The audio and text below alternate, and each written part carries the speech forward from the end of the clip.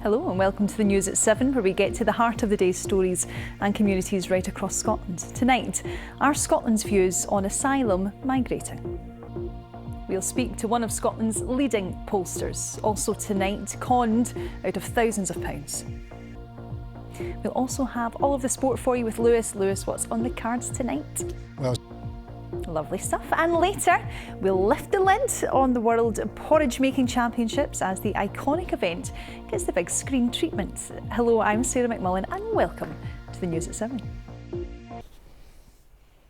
OK, it's that time. Let's get a roundup of the stories which are making the BBC News app here in Scotland today.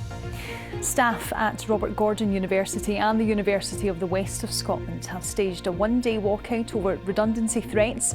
University of Edinburgh staff are also on strike over budget cuts. Elsewhere, police are investigating reports of a hate crime after a Muslim girl was allegedly attacked by a man as she walked home from school in Newton Mearns. And rail services on the Highland Main Line were disrupted this morning after a car crashed onto the track between Perth and Dunkeld. The line has since reopened with no damage. Well, for more information on all of these stories, you can scan that QR code, which you can see there on the screen now, and that takes you to the BBC Scotland News app. There is much more there for you, including the story of the struggle to find work around Falkirk after major recent redundancies in the area.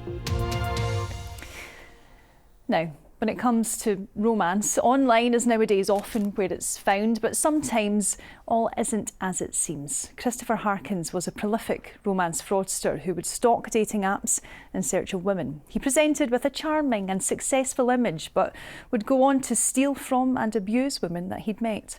In one case, he was found guilty of rape. It's already been the subject of a BBC disclosure programme, and now Amazon Prime is introducing a global audience to the stories of women who've decided to speak out against him. OK, well, let's speak now to Katrina Stewart, a journalist who features in that documentary. Hi, Katrina, thanks for coming in to be with us. You broke that story. Take us back to that time when you were investigating Christopher Harkins. And this is a very specific type of crime, isn't it? A specific kind of portrayal for a victim. Of behaviour, the women that he liked to go after were very successful, very attractive, intelligent women. And as you say, at that time, police were not taking the issue seriously. We now know that justice has been served to get to that point. With this is that people feel ashamed of here. The women haven't done anything wrong in this case. They have been targeted by a man who is an... Just lastly then, Katrina, what are you hoping that people take away from this new documentary? Really... OK, Katrina Stewart, thank you very much for joining us. I appreciate it.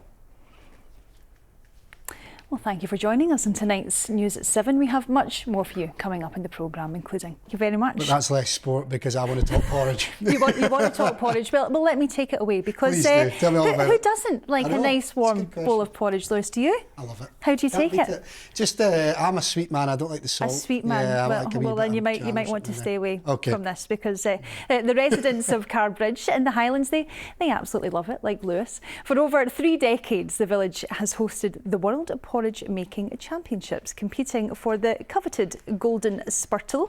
Porridge purists travel from across the globe to battle it out for a trophy shaped like the traditional stirring utensil. And now there's even a documentary all about the event.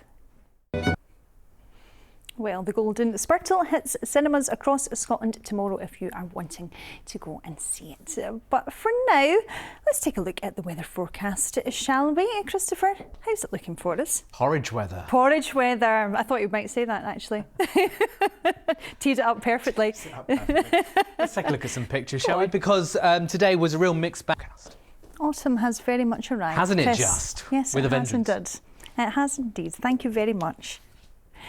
Well, that is all from us here tonight. I will be back with Reporting Scotland News at 7 at the same time tomorrow here on this channel. Thank you very much for joining us, and I'll see you then. Enjoy your evening. Bye-bye.